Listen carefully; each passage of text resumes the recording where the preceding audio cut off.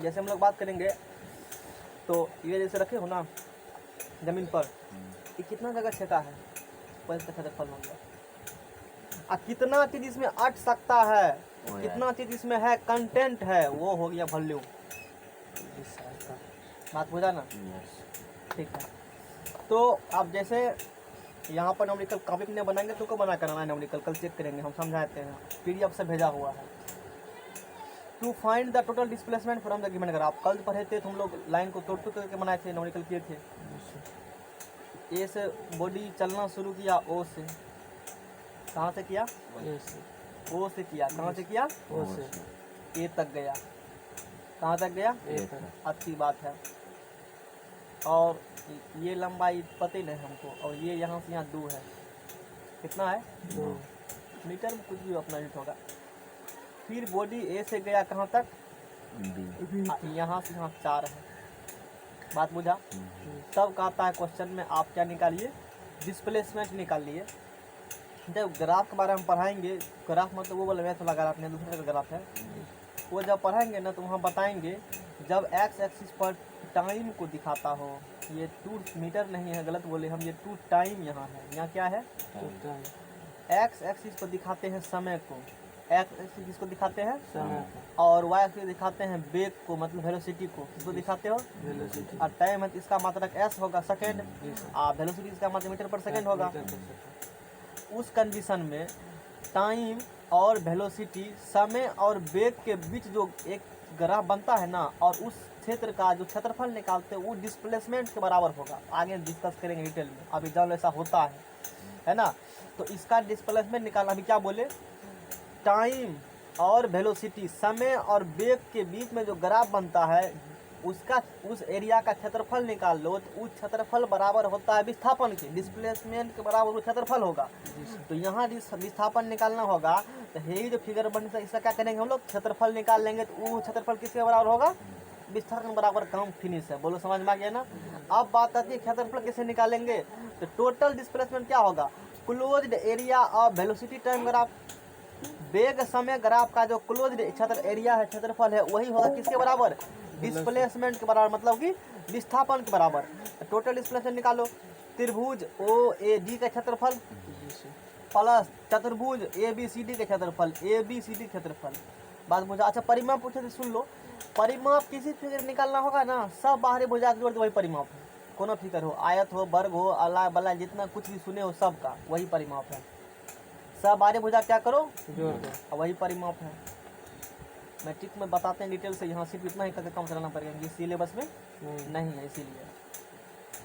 तो total displacement बराबर निकालेंगे तो area of triangle OAD plus चतुर्भुज ABCD के क्षेत्रफल, ABCD के क्षेत्रफल। अच्छा, ये तो त्रिभुज है, 1/2 ऊंचाई कैसा। और ये जो लाइन है ना, यहाँ वेलोसिटी है 6 मीटर पर सेकेंड, यानी 1 सेकेंड में चलता है 6 मीटर। और ये यहाँ 2 है।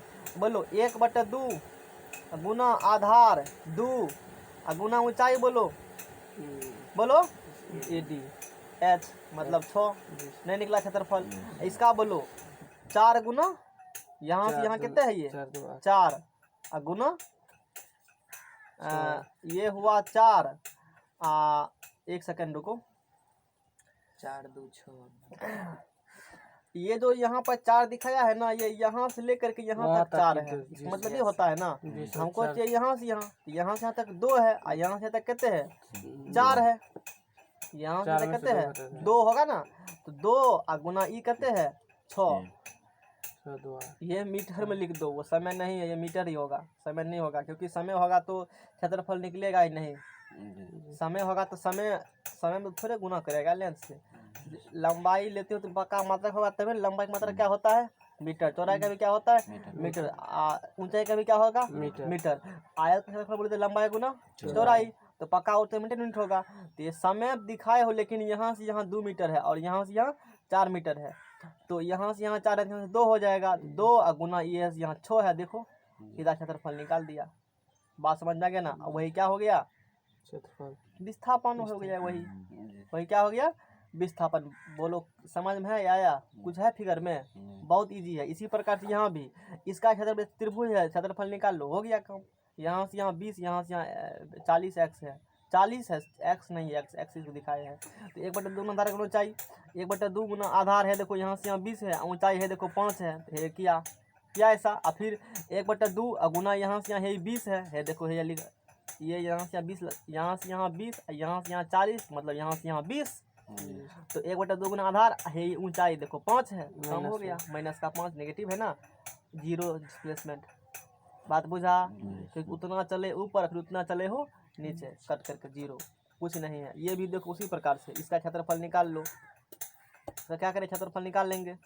तो to find the total displacement given graph, total displacement निकाल area of triangle O A B का। 1/2 गुना आधार गुना ये ऊंचाई, बोलो 1/2 गुना है यहाँ से यहाँ 10 और गुना ये 100, काम खत्म है। हुआ क्लियर? कुछ नहीं है। अब चलो किताब होगा रखा है सी वर्मा का, ये किताब निकालो तो, यही वाला किताब देखते हैं, 2 टाइप का निकला और देख लेंगे हम लोग उसको। अब जाकर डायरा अगर बना लेना, अभी समझा दिए है ना, ताकि तुम बनाओ, सब चीज़ छापना नहीं हमको है ना, उससे भरा नहीं होगा। डायरा जाकर के करना प्रैक्टिस।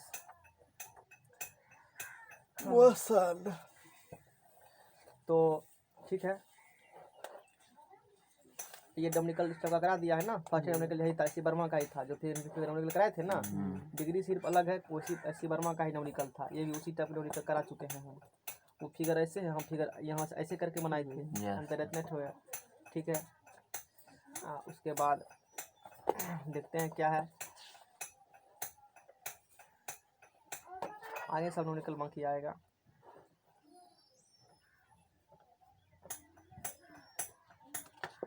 चलो आगे का प्रोग्राम हम शुरू करते हैं।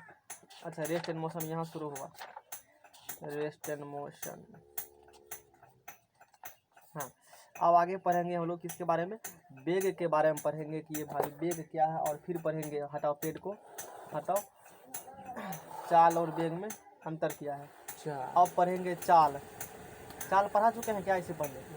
फराज से बताए थे 1 डायमेंशन 2 डायमेंशन। सुनो, उधर चाल के बारे में बता चुके हैं, वही बात है। इसके यहाँ से तो तुम जानबे करते हो, चाल बराबर डिस्टेंस बटा टाइम, तो भी डिस्टेंस को सिंबल एस कहते हो, अब स्पीड को कहते हो भी, डिस्टेंस एस बटा टी। अब बाकी तो सब निकालने के लिए जानकारी है ही।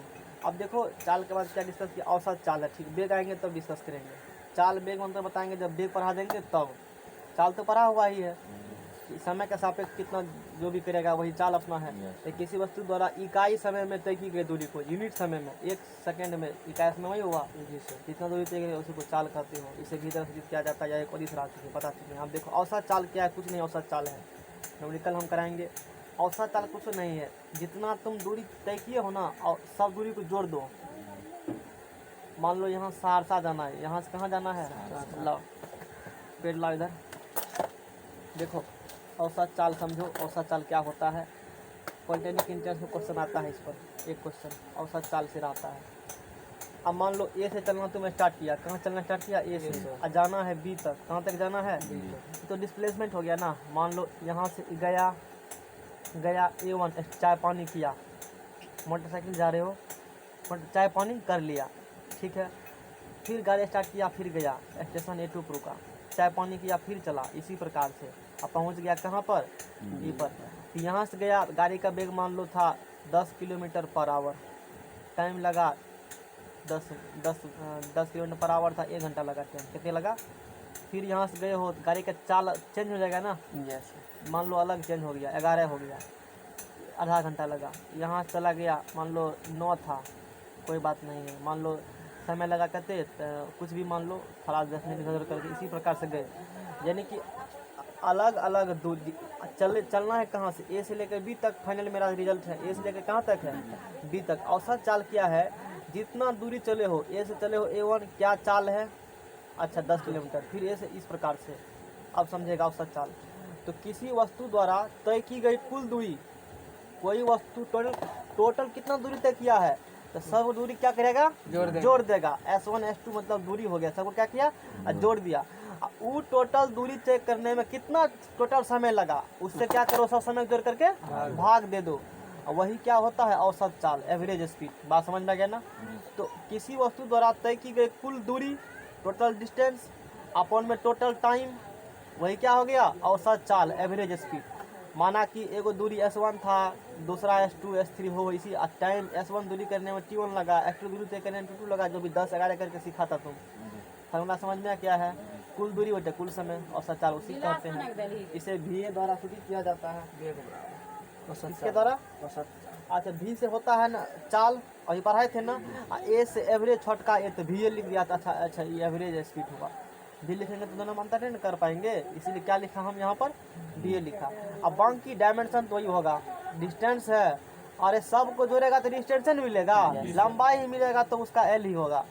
अब बटे में सब मिलेगा टाइम है तो LT पर -1, ये सब पते हैं। उसके बाद यूनिट सब न्यूमेरिकल हम लोग बात करते हैं कैसे सॉल्व करेंगे। मेनली न्यूमेरिकल ही फिजिक्स में बताया जाता है। पहला इधर जो पेज है सब में न्यूमेरिकल है। सब में न्यूमेरिकल है, नहीं देखा PDF कते न्यूमेरिकल है, कहेगा न्यूमेरिकल नहीं करेंगे, थ्योरी पढ़ लो तो तुरंत खत्म हो जाएगा। फिर सब चीज़ का न्यूमेरिकल इसमें है। तो समझ में आ रहा है, फिजिक्स नहीं आ रहा है? जी आ रहा है। देखो यहाँ से क्या करेंगे हम लोग, देखो यहाँ से क्वेश्चन जो लिखा, क्वेश्चन में लिखा हुआ है, एक आदमी कुल दूरी का, जितना दूरी उसको जाना है ना, उसका आधा भाग, मान लो एक आदमी को जाना A से कहाँ तक, B तक, इसका आधा भाग तो लगभग यहाँ मान लो, तो आधा भाग तो ये कितना मीटर है नहीं है पता। A से जाना है कहाँ, व्यक्ति कहाँ जाना है, A से B तक जाना है। ये हुआ कुल दूरी, इसका आधा भाग, टोटल दूरी कितना था नहीं पता, S मान लिया। कुल दूरी कितने है मान लिया S, मान लिया कुल दूरी A से लेकर के B के बीच का। तो कोई व्यक्ति है, कुल दूरी का आधा भाग, मतलब S है तो S/2, बोलो S है तो कितने होगा, S/2 आधा होगा, इधर भी S/2 क्या होगा, आधा। तो कुल दूरी का आधा भाग इधर, आधा भाग इधर, तो कुल दूरी का आधा भाग जो है, आधा भाग ये चला 20 मीटर पर सेकेंड की दर से, 20 मीटर पर सेकेंड की दर से ये चला। कुल दूरी का आधा भाग चला 20 मीटर पर सेकेंड की दर से। इसका मतलब 1 सेकेंड में चलेगा क्या मीटर, किसी की चाल है 20 मीटर पर सेकेंड, इसका मतलब हुआ वो 1 सेकेंड में चलेगा 20 मीटर। तो आधा भाग चला इस रेट से, और नियत चाल चलती है, कांस्टेंट चाल से गाड़ी का चेंज नहीं करेंगे, उसी पे रखेंगे, जर्किन लग रहा है तो लग रहा है। एवं शेष आधा दूरी, बाकी जो आधा दूरी, ये 20 मीटर पर सेकेंड चला, ये से लेकर कहाँ तक, B तक चला, और उसके बाद जो शेष आधा दूरी बच गया, मान लो इसको C मान लो, शेष आधा दूरी तो बच गया C से B तक, ये चला 60 मीटर पर सेकेंड की दर से। अच्छा, ये चला 20 मीटर पर सेकेंड की दर से, ये चला 60 मीटर पर सेकेंड की दर से। बताओ कि आदमी का एवरेज स्पीड, बताओ आदमी का औसत चाल क्या होगा। क्वेश्चन समझा क्या करना है, फिगर समझा, ऐसे चलना है B तक, टोटल दूरी S है, उसका आधा भाग चला है 20 मीटर पर सेकेंड दर से, फिर आधा भाग चला है 60 मीटर पर, बता औसत स्पीड क्या होगा, कुल दूरी बटे कुल समय। और एवरेज स्पीड बराबर क्या फार्मूला पढ़ा, कुल दूरी बटे कुछ नहीं, तो कुल दूरी कितने होगा, S, कुल दूरी कितने होगा, S 80 होगा कुल दूरी, नहीं होगा 80, तो तुमको दूसरा चीज हो गया। तो कुल दूरी S हो गया ना, अब कुल दूरी बटे कुल समय। अरे समय कहाँ देल है, क्वेश्चन में तो यही देल है, चाल, कोई बात नहीं है। चाल बराबर क्या होता है, दूरी बटे समय। तो बोलो दूरी बराबर क्या होगा, चाल गुना, तो दूरी पता है, सॉरी दूरी निकालना है, चाल पता है, पता है, दूरी निकालने के लिए क्या करना पड़ेगा, चाल गुना समय करना पड़ेगा।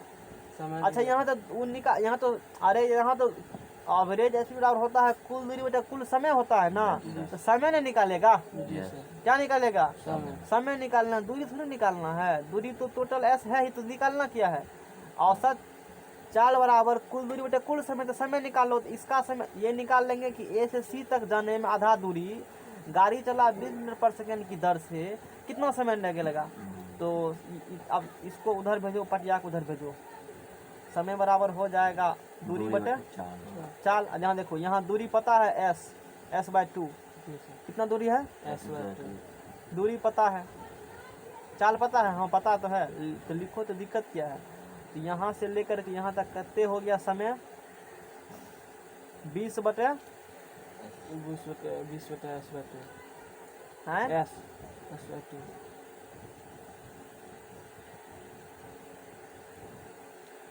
बोलेगा कुछ हैं। दूरी समय बराबर दूरी बटे, और दूरी है s/2 और चाल है 20, ऊपर जाएगा तो s/2 और गुना 1/20, मतलब s/2 गुना 20। क्या ऐसा होगा, फिगर मतलब आगे दिखा सकते हैं, लिखेंगे इसका फिगर बना दिया ना, सॉल्यूशन सिस्टमेटिक रूप से यहाँ पर वैसे क्या हुआ है, ठीक है, ये दिखा दिया, शॉर्टकट में दिखा दिया। चलो यहाँ से बनाओ अब। इसीलिए VA बराबर ये समय s/2 plus s/2 s/2 plus s/2, कुल दूरी डायरेक्ट s भी लिख सकते थे, अब बटे समय t औसत चाल बराबर, फार्मूला पढ़ाए थे हम, औसत चाल बराबर कुल दूरी बटे कुल समय कुल दूरी बटे कुल समय। तो ये s/2 हुआ हाफ दूरी, तो हाफ दूरी तय करने में कितना समय लगा, तो s समय बराबर फिर दूरी बटे चाल, दूरी s/2 अब बटे 20। अब बोलो बुझा, फिर s/2 आधा दूरी चला है, उसको तय करने में कितने समय लगेगा, तो चाल समय बराबर दूरी बटे चाल, हम तो समय निकालना है ना, यहाँ पर यहाँ समय लिखेगा नहीं, अब तो दूरी बटे क्या करेगा, दूरी कहते हैं s/2, चाल कहते हैं, बोलो कुछ तो है क्वेश्चन में। यहाँ पर उसको s1 पहला दूरी को मान लिया, s2 मान लिया, और फिर t1 मान लिया समय, फिर फलना लेकर के निकाल दिया, हम डायरेक्ट यहाँ से विकेट उखाड़ दिए। बात बुझा, कॉम्पिटिशन में काम देगा ऑब्जेक्टिव। बोलो s/2 टोटल s हो जाएगा, ये ऊपर अभी देखिए कि गुना भाग करके, यानी कि s बटे, ओहो सिर्फ s ही होगा, ये s बटे क्या होगा 2 गुना 20, और ये भी s बटे क्या होगा 2 गुना 60 होगा। अब तो गुना भाग वाला प्रोग्राम आ गया, नहीं आ गया, तो 20 दूना 40, 60 दूना 120 होगा। तो गुना भाग करेंगे हम लोग अब, तो गुना भाग देखो s बटे एलसीएम लो, 40 गुना क्या होगा एलसीएम जी 120, 40 कट गया, 120 गुना s, 120 कट गया, 40 गुना s, तो s गुना ये ऊपर गया, 40 गुना 120 ऊपर गया ना, क्या ऐसा होगा। फिर देखो 120 और 40 कितने होगा 160, s चला गया, 0 चला गया है, हाँ तो 4 चौके 16, 10 तो 12, 4 तिया 12, 30 निकला। क्या समझ लिया काटखंड वाला गप।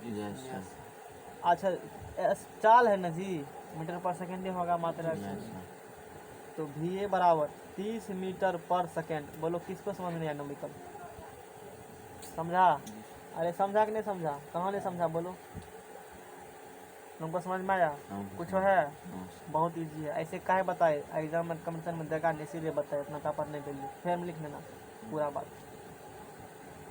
उसको समझ में कहाँ नहीं समझा, बताएगा तभी ना, कहाँ पर नहीं समझा, कि सब ने फिर से समझाए,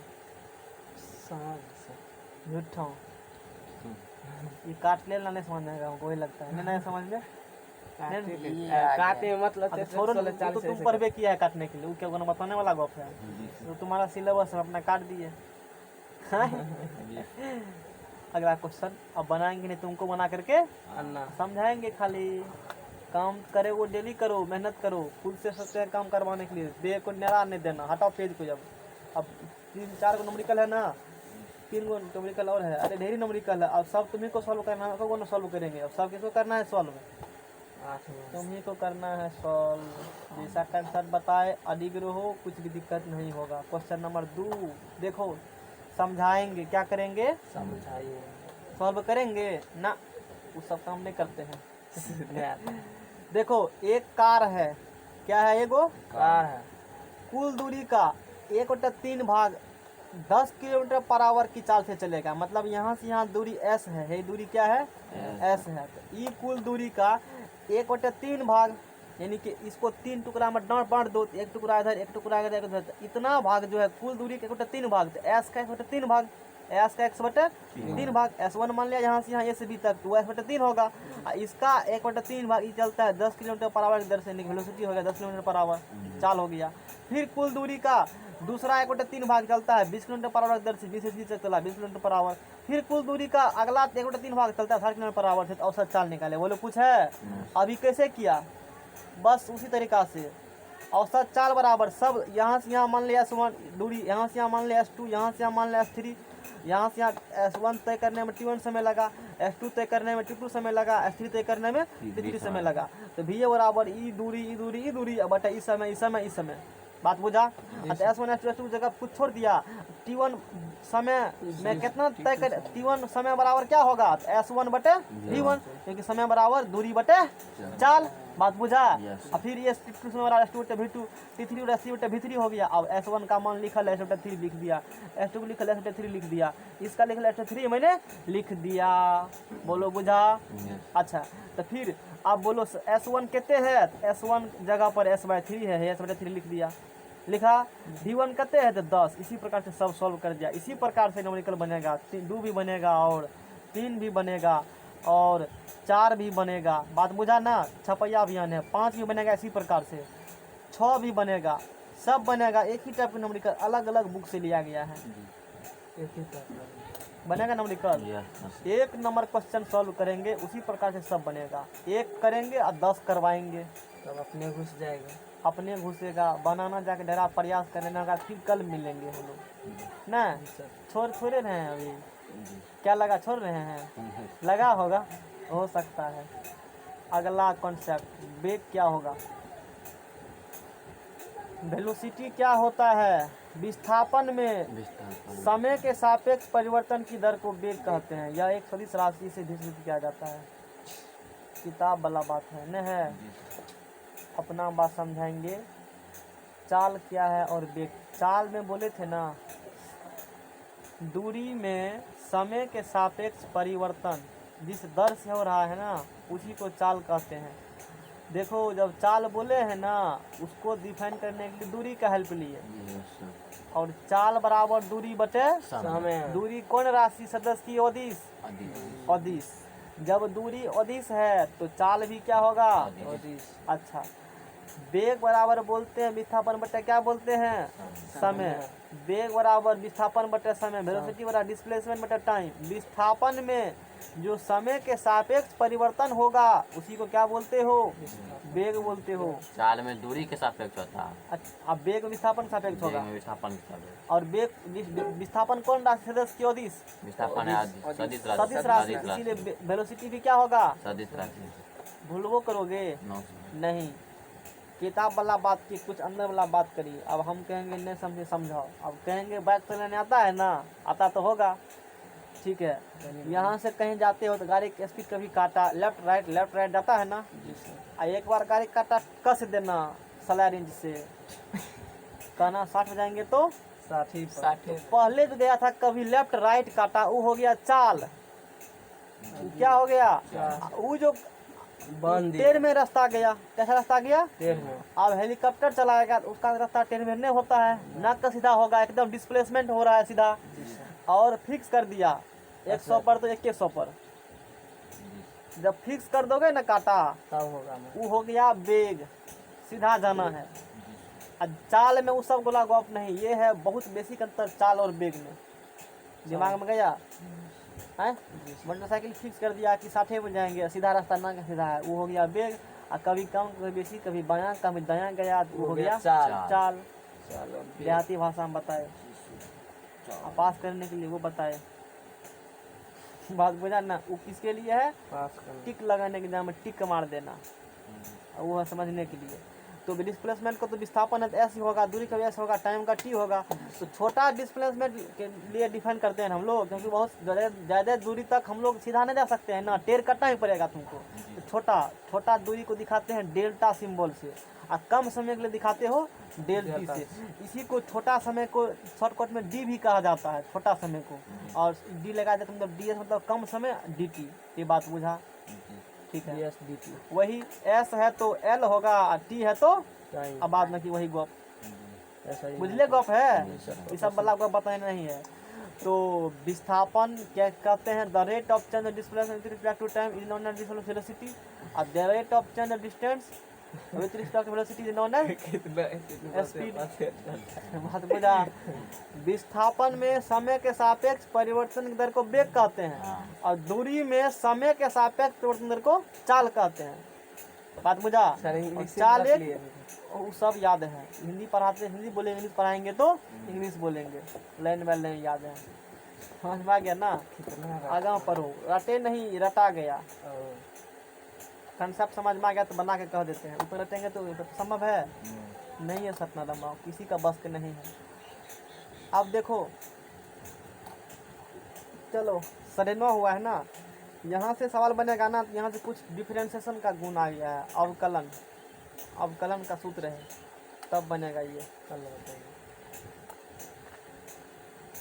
नहीं अवकलन कल पढ़ाएंगे, आज देखो अवकलन कुछ नहीं है, मैथ में दुनिया भर का पढ़ाते हैं। वेग के प्रकार क्या पढ़ेंगे हम लोग अब? वेग के प्रकार। देखो 5 टाइप का वेग होता है। कितने टाइप का होता है? 5 एक होता है यूनिफॉर्म वेलोसिटी समरूप वेग, एक होता है नॉन यूनिफॉर्म वेलोसिटी असमरूप वेग, एक होता है एवरेज वेलोसिटी औसत वेग, एक होता है कि एंगुलर वेलोसिटी कोणीय वेग, एक होता है रिलेटिव वेलोसिटी सापेक्षिक वेग। कितने प्रकार का वेग है?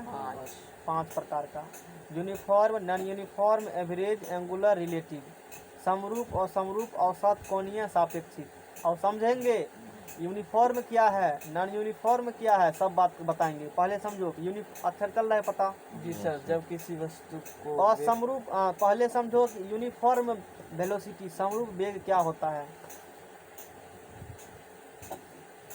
जब किसी वस्तु की वेग प्रत्येक सेकंड एक समान हो तब इस प्रकार की वेग को समरूप वेग कहते हैं।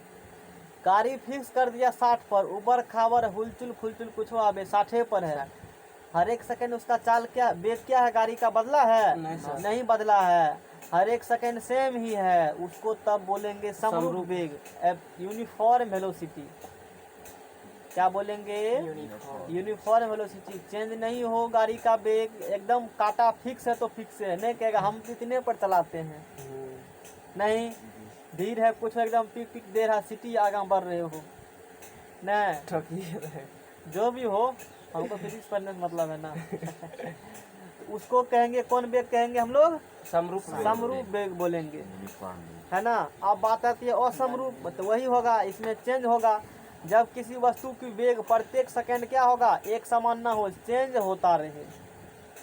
जी सर। जा रहे हो, देखो वेग निकाल रहे हो ना, तो नाक के सीधा जाना पड़ेगा, चाहे स्पीड कम करो के स्पीड जाना पड़ेगा, नाक का सीधा। विस्थापन बोले हो ना, सीधा जाना पड़ेगा, उसी सीधा में कांस्टेंट वेलोसिटी जा रहे, वेलोसिटी चेंज तुम्हारा नहीं हो रहा है, यूनिफॉर्म स्पीड है, तो कह देंगे समरूप वेग। कभी कम कभी ज्यादा ऊंचा गिरेगा तो ब्रेक लगेगा ना, तो फिर छोड़ देगा, क्लच लेगा फिर छोड़ देगा, नहीं तो कभी कमेगा कभी बढ़ेगा, उसको बोलेंगे असमरूप वेग, नॉन यूनिफॉर्म वेलोसिटी। क्या बोलेंगे उसको? यानी नॉन यूनिफॉर्म वेलोसिटी। जब किसी वस्तु की वेग प्रत्येक सेकंड एक समान ना हो तब इस प्रकार की वेग को असमरूप वेग कहते हैं। अब बात आती है औसत वेग। औसत चाल समझा ना, वही औसत वेग है। किसी वस्तु द्वारा कितना विस्थापन ली गई है, कितना उसका डिस्प्लेसमेंट हुआ है, टोटल डिस्प्लेसमेंट,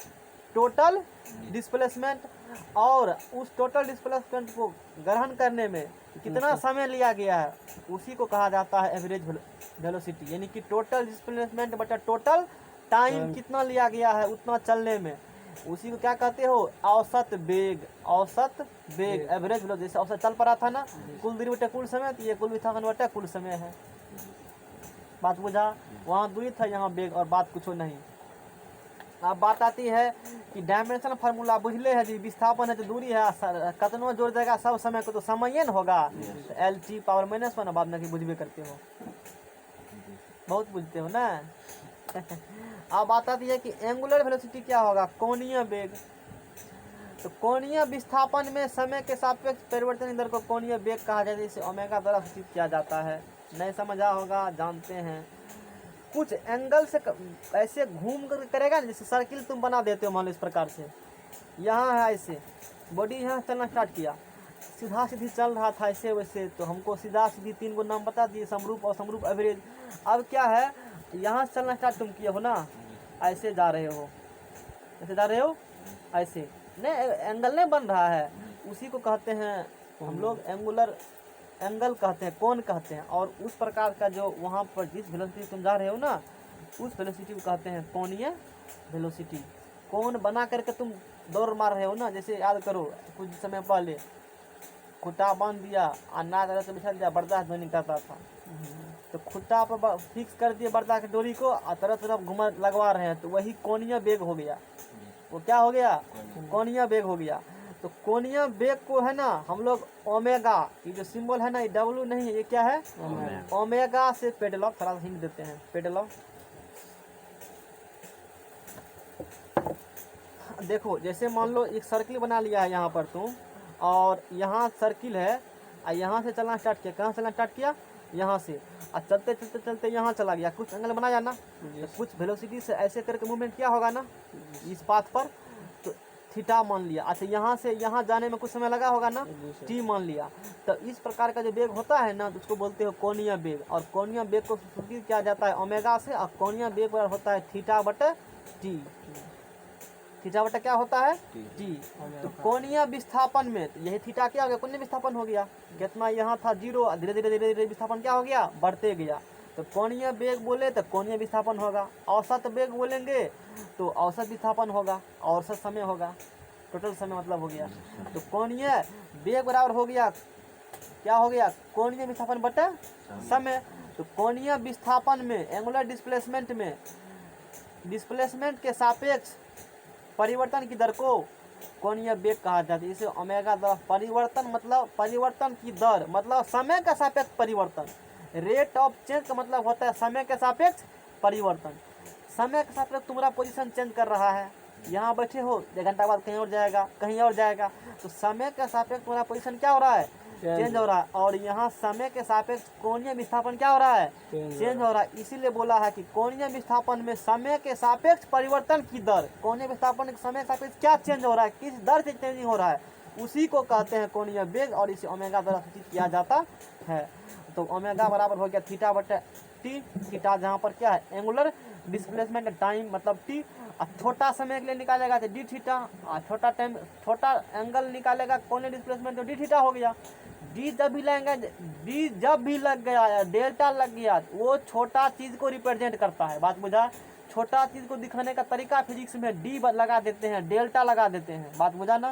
तो डी थीटा का मतलब हुआ छोटा एंगुलर डिस्प्लेसमेंट, और डी टी मतलब हुआ कम समय के लिए। तो ये ऐसे लिख सकते हो मैथमेटिकल फॉर्म में, इसी से डिफिनेशन निकलता है। डी थीटा मतलब d t the rate of change of angular displacement with respect to time is known as angular velocity. Dimension formula वही अपना तुम पढ़े हो, ओमेगा का पहले से पढ़े हो ना। 1/, क्या होगा, इसका कुछ होगा नहीं, 1/t होता, बस रेडियन पर सेकंड पता ही होगा। हाँ हटाओ, चलो आगे आप सापेक्षिक वेग पढ़ेंगे, बहुत इजी है सापेक्षिक वेग। रिलेटिव क्या पढ़ेंगे जी, रिलेटिव वेलोसिटी। किसी वस्तु के सापेक्षिक स्थिति में समय के सापेक्ष परिवर्तन की दर को सापेक्षिक वेग कहते हैं। ट्रेन पर चढ़े हो ना, ट्रेन बढ़ रहा है, तुम भी साथ में जा रहे हो ना, गाछ वृक्ष तुम्हारे साथ जाता है, नहीं, तो कहते ना रे गाछ वृक्ष तो पीछे है, हम जा रहे हैं। उस पर समय जो तुम्हारा वेलोसिटी है ना, उसी को सापेक्षिक वेलोसिटी कहते हैं। किसी के सापेक्ष में किसी के भागना। सापेक्ष में जो तुलना कर भाग रहे हो ना, किस वेलोसिटी से भाग रहे हो, उसको क्या बोल देंगे हम लोग, सापेक्षिक वेलोसिटी बोल देंगे। क्या समझा, यही बात है सापेक्षिक वेलोसिटी। तो किसी वस्तु की सापेक्षिक स्थिति में समय के सापेक्ष परिवर्तन की दर को सापेक्षिक वेग कहते हैं। कोई वस्तु रेस्ट में और कोई मोशन में है, ये रेस्ट में है और ये कहाँ मोशन में है, है ना। इसके सापेक्ष इसके पोजीशन में क्या हो रहा है, चेंज हो रहा है ना। यहाँ अभी था, यहाँ चला गया, यहाँ चला गया, तो बोलेंगे ऐसे इसका वेलोसिटी है ना, इसका वेलोसिटी कौन वेलोसिटी बोलेंगे, सापेक्षिक वेलोसिटी कहा जाएगा उसको। कॉन्सेप्ट समझ में आया। The rate of change in relative position with respect to time is called relative velocity. देखो जैसे बस ए है और समझो ये बस क्या है, बी है, ये बस ए है, ये बस बी है, ई भी जा रहा है या ई भी जा रहा है, या एक रेस्ट दोनों जाएगा या एगो रेस्ट में रहेगा वो जाएगा, तो दोनों कंडीशन में सापेक्ष वेलोसिटी होगा। नहीं तो तुम साइकिल चला, तुमको पिछा दिया, साइकिल चला रहा है 2 आदमी, एगो खूब स्पीड चलाया, वो भाग जाएगा, तो बोलेंगे तुम्हारे रिस्पेक्ट में वो जो भागा आगा उसका सापेक्षिक वेलोसिटी ज़्यादा था, तब वो आगा भाग गया, तुम्हारा कम है उसकी तुलना में, तो इसलिए तुम पीछे हो। बात समझा। तो सापेक्षिक वेलोसिटी दोनों केस में होगा, एक रेस्ट में हो, एक गति में हो तो भी होगा, या दोनों गति में हो तो भी होगा। तो बस ए है, इसका वेलोसिटी है वी ए, बस बी है, इसका वेलोसिटी है वी बी। अब देखो क्या होगा, तो इफ यदि ए का वेलोसिटी, ए बस वाला बहुत एक्सपर्ट है, खूब स्पीड गाड़ी चला रहा है, अभी वाला थोड़ा एक्सपर्ट नहीं है, ये ज़्यादा स्पीड जाएगा, मान लो ये जा रहा है 50 किलोमीटर पर आवर दर से, कितना किलोमीटर पर आवर से, ये जा रहा है 40, तो दोनों में अंतर कितने हो गया, 10 किसका ज़्यादा है, ए का। तो बोलेंगे ए का सापेक्षिक वेलोसिटी 10 किलोमीटर पर आवर है, इसका मतलब क्या हुआ, कार 10 किलोमीटर पर आवर गति से नहीं जा रही है, कार जो है जितना कार बी की वेलोसिटी, जितना बस बी की वेलोसिटी है उसके तुलना में 10 किलोमीटर पर आवर गति ज़्यादा है, ये हुआ इसका मतलब, सापेक्षिक का मतलब। बात बुझाना। नहीं कहते हो हम अपना बड़का है 1 साल का छोट है, इसका मतलब थोड़े वक्त तुम्हारा उम्र 1 साल है, ये थोड़े हुआ, नहीं हुआ ना। बड़का भाई जितना उम्र होगा उससे 1 साल कम, उसका यदि बस है तुम्हारा कैसे होगा, या ये बोलेगा कि मेरा बड़का भाई मेरे से 1 साल बड़ है, इसका मतलब थोड़े हुआ कि तुम्हारा बड़का भाई का उम्र 1 साल हुआ या तुम्हारा उम्र 1 साल हुआ, ये तो नहीं हुआ ना। क्या बोला, मेरे बड़ा भाई का उम्र मेरे से 1 साल क्या है, बड़ा है, जितना तुम्हारा उम्र है उसमें 1 साल जोड़ देंगे तब उसका उम्र निकलेगा ना। यहाँ पर वही है, कार ए की वेलोसिटी ज़्यादा है, कार बी की कम है, तो कार ए की कितनी ज़्यादा है, वो जो कितनी ज़्यादा है ना, उसी कितनी ज़्यादा को सापेक्षिक वेग कहा जाता है। आप रिलेटिव वेलोसिटी, बात बुझा, कितनी ज़्यादा है, तो 10 ज़्यादा है, 15 ज़्यादा है, नॉमिकल वो निकालेंगे तो पता चलेगा। तो कार बस एक कार कुछ हो सकता है अलग अलग, तो इसका वेलोसिटी माना मैंने भी है, क्या माना, यहाँ तक पराग छोड़ देंगे, इसका माना भी, तो रिलेटिव वेलोसिटी आर से शुरू होगा ना, वेलोसिटी सिंबल क्या है, भी, तो वी आर का स्मॉल में हम लोग काम करते हैं, यानी कि रिलेटिव वेलोसिटी सापेक्षिक वेग को वी आर द्वारा सूचित किया जाता है। तो वी आर होगा v a minus v b. ये किस केस के लिए है, जब कार एक स्पीड ज़्यादा होगा तब। और नए बी वाला कहेगा अच्छा बगल वाला बसने लगा एक्सपर्ट, हटो बहुत ए वाला 40 पुर्जा बनता, हम गाड़ी चलाएंगे अब बी वाला ज़्यादा स्पीड चलाएगा, तो बी का स्पीड क्या है, ज़्यादा है, ए वाला पिछवा देगा, और जब बी का होगा ज़्यादा तब बोलेंगे वी बी माइनस बी ए।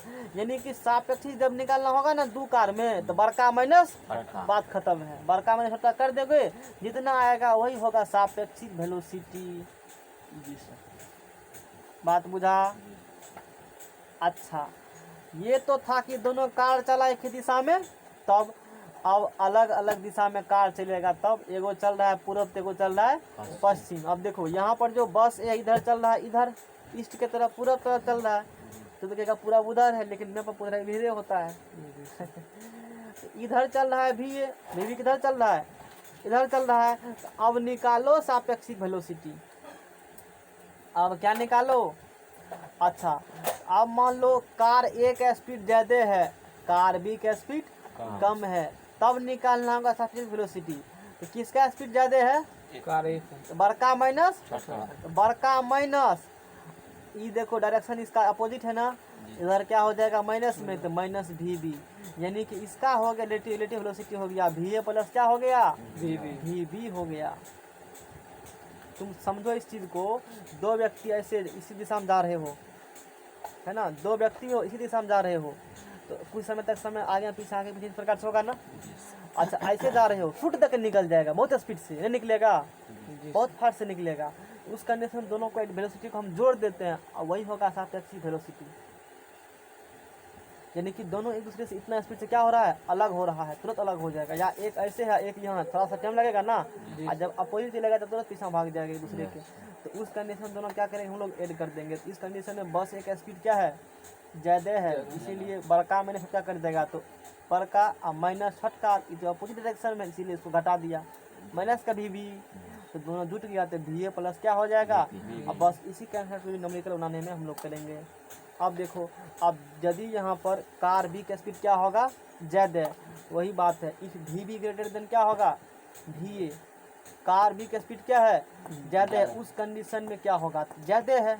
और डायरेक्शन देखो इधर अपोजिट में है तो माइनस का भी इसमें से घटा देगा, किसकी स्पीड को। तो मैथमेटिक्स में सिंपल पढ़ा है ना, मैथमेटिक्स में जो कंसेप्ट पढ़े कोऑर्डिनेट में वही है, इधर प्लस इधर, वही तो यहाँ भी बात है ना, नहीं है। तो यहाँ पर जो देख रहे हो पेड़ घटाओ, पेड़ का काम नहीं, आप वहीं कंप्लीट करेंगे।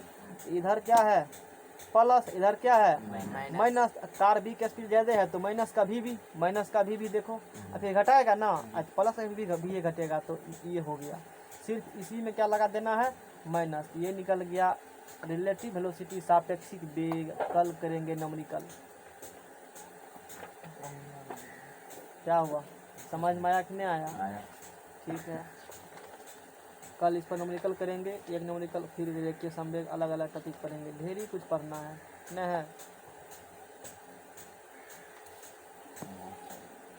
फेयर कर, हाँ तो